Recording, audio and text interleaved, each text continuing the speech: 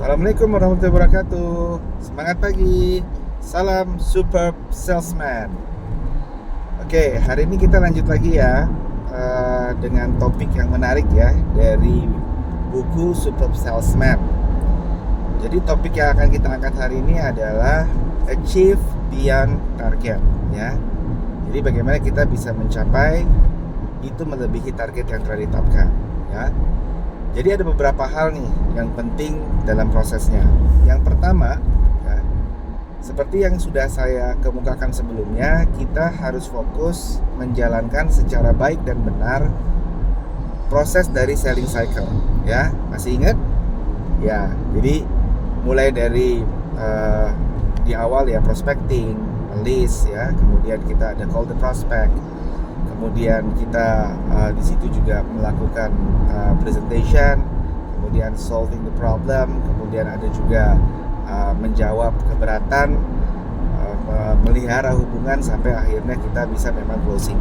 Nah itu harus dilakukan secara terus-menerus, secara konsisten, secara sabar ya prosesnya, sehingga bisa menghasilkan closing yang baik dan benar, yaitu sebagai problem solver. Nah seringkali ya banyak dari salesman itu fokusnya hanya ke target aja ya. Setiap tahun mau punya income berapa, setiap tahun salesnya mau berapa ya. Nah tetapi yang lebih penting dari itu semua yaitu tadi selling cycle prosesnya. Prosesnya selama kita lakukan dengan baik dan benar, insya Allah tercapai targetnya.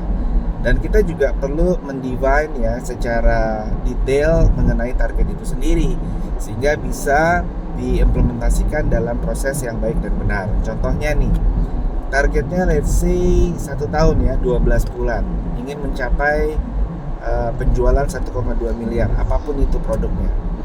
Nah, ketika kita hitung ya 1,2 miliar per tahun itu kan kita harus divide ya, dibagi setiap bulan, ada 12 bulan. Jadi kalau per bulan kurang lebih 100 juta. Nah, apakah cukup? Nah, kita harus bagi lagi ya, kita harus bagi lagi menjadi lebih detail lagi ya, menjadi sekarang udah per minggu. Nah, 100 juta dibagi 4 minggu ya, berarti ada 25 juta seminggu. Nah kemudian kita cacah lagi ya, sehingga bisa lebih detail lagi, itu menjadi per hari ya, kurang lebih ada 25 hari kerja. Jadi kalau tadi per minggu ya, berapa tuh? 25 juta per minggu dibagi 5 ya, dibagi 5, kurang lebih 5 juta seharinya ya. Nah ini jadi target nih 5 juta sehari. Kemudian kita hitung nih dengan pengalaman kita, biasanya rasio activity-nya gimana nih? Misalnya let's say dari 10 kita telepon, all the prospect, ada yang tertarik ya untuk kita mau bertemu, ada 5 orang. Dari 5 orang itu nanti kita cacah lagi ya, dari 5 orang, kemudian yang tertarik di follow up 2 orang, itu menjadi benar-benar calon klien, dan akhirnya 1 orang yang benar-benar closing. Jadi 10 banding 1. Nah jadi untuk kita bisa mencapai 5 juta tadi, kita harus pastikan kita harus telepon 10 orang, dan kita bisa ketemu dengan 5 orang, ada 2 orang yang tertarik dan 1 orang tadi ya.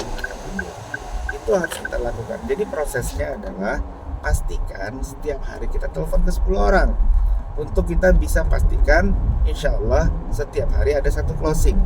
Nah ini yang menjadi